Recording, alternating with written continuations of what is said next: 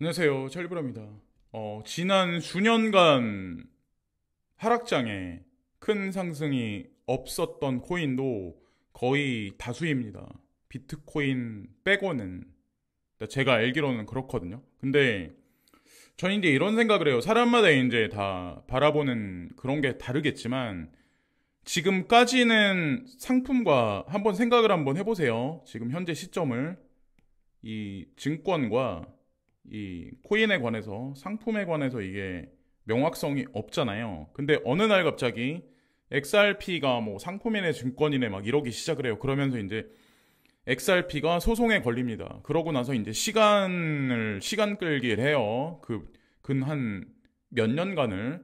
근데 그러면서 이제 시세가 많이 못 올랐죠. 근데 여기에 이제 결부되는 거는 증권이냐 상품이냐 이 결부되는 거는 전체 코인 시장이 사실 결부돼 있는 겁니다. 지금 현재 상황이. 그리고 거기에 따라서 BTC ETF도 사실 전혀 상관이 없다라고 메커니즘적으로 말이 돼요. 다 연결 구도가 있습니다. 거기다가 FTX 2.0도 서서히 회복하는 기미가 몇몇 개 뉴스를 보면 우리가 알 수가 있어요. 중국은 뒤에서는 가상자산 거래나 아니면 채굴에 관해서 용인하지 않는다라고 얘기하고 사실은 이면에서는 뭐 가상자산 시장에 관해서 대중 접근성에 관해서 용인을 일정 부분 해주고 있었던 게 근래에 나온 한 달 전에 나온 뉴스를 보면 우리가 알 수가 있습니다. 이런 상황에서 홍콩 통화청이 부총재 라이센스 신청 기업의 기본은행 서비스 보장 이런 식으로 합니다. 가상자산 거래소를 그냥 기존에 있는 레거시 금융같이 그런 식으로 취급을 한다. 그런 거를 공개를 해요. 이게 과연 어떤 일인가요? 지금 다가오는 세상이. 여기 증권사를 가상자산 서비스 라이센스가 신청을 합니다. 증권사도 또한 이런 일을 하네요. 증권 시장과 가상자산 시장의 크로스 오버가 되는 바로 직전인 시점입니다. 지금 현재가. 그래서 이도 아니고 저도 아닌 뭐 시세는 하락을 하고 여기에 포커스를 맞추면 아마 많은 사람들이 위믹스가 업비트에서 300원까지 폭락해서 떨어진 적이 아마 있었을 거예요. 이때 많은 사람들이 뒤통수를 당합니다. 네. 그럼 만약에 이 위믹스란 코인이 업비트에 다시 상장이 된다. 그럼 누구한테 하소연을 할까요? 그게 위법일까요? 법적으로? 네. 지금 현재 코인 시장이 요런 뒤통수를 준비하는 게 아닐까 이제 이런 생각을 하거든요. 개인적으로 이제 제가 느끼는 거를 이제 몇 가지 말씀을 또 드렸고 지난번에 7월 27일 날 금리가 발표가 됐었어요. 그러니까 과격한 금리 인상은 아니었습니다. 0.25% 금리 인상이었어요. 그리고 요 근래 중국이 뭐 부동산 부실 대출, 뭐 파산 이런 거를 막기 위해서 어저껜가 아마 제가 알기로 금리를 아주 미온적으로 낮춘 걸로 알고 있어요. 그것을 명분 삼아서 한국은행도 금리를 동결을 시킵니다. 그럼 과연 미국은 9월 21일 날 금리에 관해서 어떤 식으로 얘기를 할까? 만약에 이번에 금리가 발표되면 이 금리 발표된 걸 아마 한동안 끌고 갈 거예요. 만약에 동결이 나오면 동결이라는 이거를 한두 달 끌고 가는 게 아니라 아마 엄청 오랫동안 끌고 갈 확률이 전 높다라고 생각을 하거든요. 왜냐하면 급격하게 금리 인상하기에는 부담이 좀 지금 현재 미국 경제도 부담이 상당히 커. 그러니까 중국은 금리를 계속 미온적으로나마 지속적으로 인하할 확률이 높고 미국은 동결이라는 그런 거를 좀 정책적으로 한동안 이끌 거라고 이제 전 생각을 하고 있는데 8월 14일 날 골드만삭스가 연준은 2024년 2분기부터 금리 인하를 할 거야. 이 얘기가 있네요. 그러면 이게 2024년 2분기면은 언젠가요? 4월 달부터죠. 4, 5, 6월 달이네요. 이게 2분기니까. 자, 그러면 대충 맞춰보면 동결 구간이 상당히 오랫동안 갈 거다라고 우리가 인지를 할 수가 있어요. 금리 인상보다는 동결이 그나마 완화적인 거고 조금 좋은 겁니다. 예. 근데 사람마다 이제 견해가 다르겠지만 뭐 인상이라고 이제 생각하시는 분들도 있겠지만 제가 생각했을 땐 지금 썩 그렇게 표면상에 나와 있는 것 같이 그렇게 썩 좋지가 않아요. 예. 금리를 인하해도 인상해도 결국엔 이 나뭇가지가 더 흔들면 흔들수록 부러질 수밖에 없는 현재의 형국이고, 자, 이 사진 너무 잘 만들어서 이제 제가 자주자주 보여드리는 것 같아요. 그리고 오랜만에 이제 지켓시 말씀드리려고 하는데, 지켓시 커뮤니티 1만 지켓시 이상 홀더 그룹 신설. 그리고 이렇게 얘기가 나오고 나서 무슨 얘기가 있었냐면, 지켓시 재단이 일명 이제 탈중앙화 자율 조직을 구성하기 위해서 뭔가 한다는 어떤 그런 게 후행해서 기사가 나왔던 걸로 알고 있어요. 이제 우리가 익명성 코인에 투자하면서 간과하지 말아야 될 게 뭐냐면 이게 있어요. 비트코인도 익명성 기술 제로놀리지를 수용하겠다라고 이미 어느 정도 얘기가 나왔고, 이더리움도 비탈릭 부텔린이 이더리움의 마지막 업그레이드는 익명성의 완성이란 얘기를 했고, 각국 중앙은행들도 이 CBDC에 이 제로놀리지가 들어간다라고 얘기를 해놨죠. 그리고 현재 개발 진척 상황이 지켓이나 호라이젠은 멈춘 게 아닙니다. 예.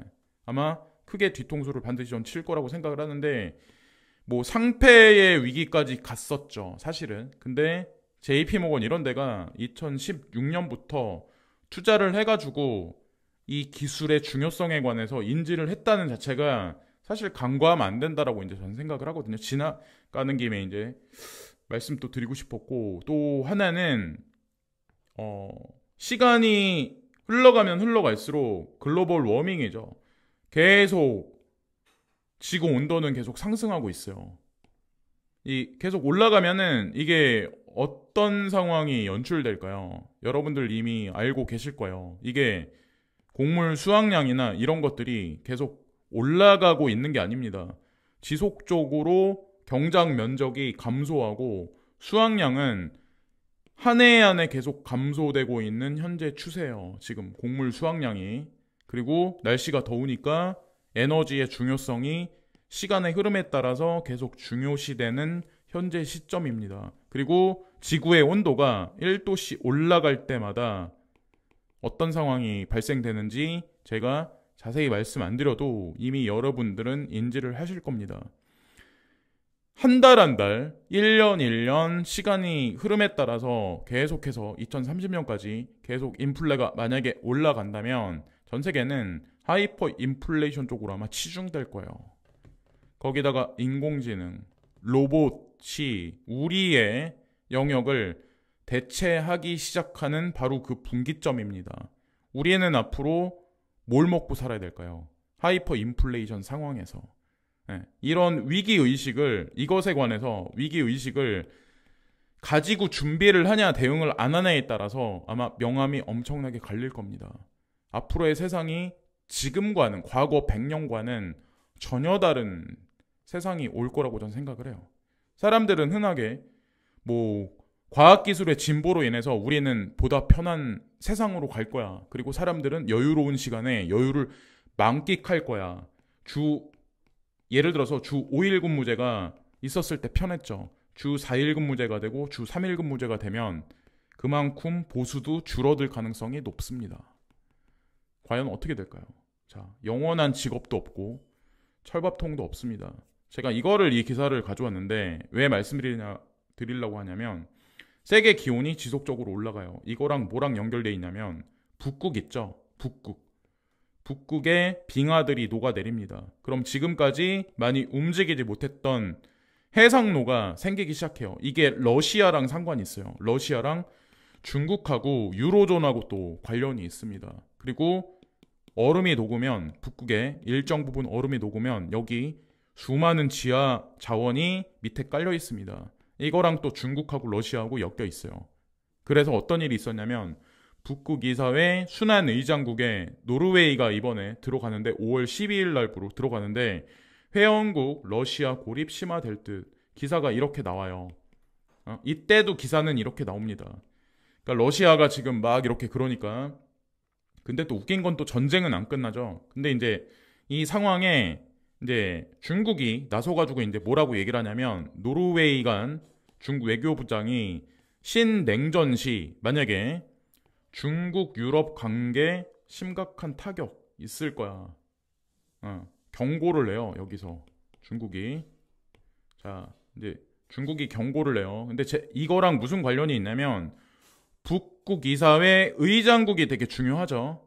북극이 지하자원에 관해서 되게 중요하기 때문에 북극 관련해서 아마 열강들이 미국도 그렇고 중국도 그렇고 러시아도 그렇고 피 튀기게 여기서 아마 달기지 건설에 관해서도 지금 서로 경쟁을 하고 있는데, 여기에서도 지금 경쟁 바로 직전입니다. 이미 벌써 수년 전부터 물밑에 있었던 얘기예요. 근데 이 얘기를 했는데, 자, 이거를 이제 제가 왜 말씀드리냐면, 2023년도 어떤 일이 있었냐면, 이 얘기를 먼저 경고를 하고, 그 다음에 보시면은 회의 중 노르웨이 여권이나 비자 없이 중국에 72일에서 144시간 장기 체류가 가능할 것이라고 발표를 했다. 이런 식으로 외교적으로 중국이 노르웨이한테 우호적으로 합니다.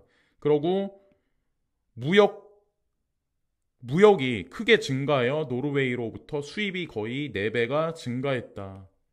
요 얘기입니다. 이거는 제가 뭘 말씀드리려고 하냐면, 우리는 그냥 피상적으로 브릭스 플러스가 뭐 확장해봐야 뭐, 근데 유로존에 있는 특정 국가까지 지금 싸잡아서 계속 하고 있어요. 이 작업을 계속 하고 있다는 거. 그리고 북극의 중요성이 어느 순간 엄청나게 대두가 될 겁니다. 지금은 아마 미디어에서 이런 거에 관해서 조명을 안 할 거예요. 근데 시간이 흘러가면 흘러갈수록 지하자원이나 곡물자원에 관한 중요성이 대두되기 때문에 미리 제가 말씀을 드리는 거예요. 그리고 거기다가 더 웃긴 거는, 요즘에 탈달러와 얘기가 나오면서 과연 브릭스 국가들이 공동통화를 만들어낼까? 의구심을, 탈달러가 진행이 될까? 가상자산은 과연 이것과 무슨 관련이 있을까? 이제 여기다 이제 물음표를 던지시는 분들이 많은데, 보시면 실제적으로 인도가 여기 아랍에미레이트랑 첫 번째로 이제 오일 거래하는데, 여기 결제에서 루피와 사용에 관해서 공식적으로 표명을 합니다. 이게 며칠 안 됐어요. 오늘이 22일 날이잖아요. 근데 보세요. 중국은 인도와의 거래에서, 중국은 러시아와의 거래에서, 여기서 이 사람들 경제 규모가 커지면 커질수록 달러와의 교역량도 줄어듭니다. 이 사람들의 루피화나 뭐 위에나 이런 것들 있잖아요. 이런 것들 경제 규모가 점점 커지면서 나중에 CBDC로 대체해서 발행이 될 거고, 그 다음에 일정 시간이 지나면 공동통화안이 나올 거예요. 지금 당장은 아니지만 거기까지 가는 전초 단계다라고 이제 보시면 됩니다. 그래서 막 기사나 미디어에는 그런 얘기들이 아마 되게 많이 나올 거예요. 뭐 탈달러와 무슨 말도 안 된다. 그런 얘기들이 되게 많이 나오겠지만, 이거는 현실적으로 지금 이렇게 인도에 관해서 좀 잘 모르시는 분들이 많기 때문에, 인도는 사실 지금 계속 확장 중이에요. 중국도 확장하다가 잠시 멈춰 있는 단계이고, 사실 G7보다는 성장성에 있어서 저는 아프리카 대륙도 그렇고 훨씬 더 잠재성이 크다라고 전 생각을 하거든요. 인구를 기반으로 해서 많은 것들이 아마 변화가 있을 가능성이 전 높다라고 생각을 합니다. 자, 이것과 코인 시장과 관련성에 관해서 이제 생각을 좀 깊이 있게 해봐야 된다는 거죠. 그래야 이제 위믹스의 뒤통수 맞는 것 같이 맞지 않는다는 거죠. 이거는 아주 서서히, 이 작업은 아주 서서히 진행되는 거지, 뭐 100년간 있었던 달러화 자리를 어떻게 한두 달 만에, 근 1년 만에 갑자기 없었던 일로 대체를 할까요? 그리고 가상자산이 어떻게 급작스럽게 그렇게 수용돼서 들어갈 수가 있을까요? 그 시작일 뿐이라는 거죠. 그 시작이지만 지금 이것에 관해서 관심을 안 갖는 분들과 관심을 갖고 진득하니 계셨던 분들의 결과는 분명히 많이 다른 세상이 아마 분명히 올 겁니다. 그래서 중산층이 아마 엄청나게 많이 와야 될 거예요. 부익부는 훨씬 많이 극대화 될 거고, 가상자산에 투자를 한 사람과 안 한 사람은 분명히 극명하게 갈리는 시간이 점점 다가오고 있습니다. 여기까지 말씀드리면서 오늘 방송을 마치겠습니다. 좋은 하루 되세요. 감사합니다.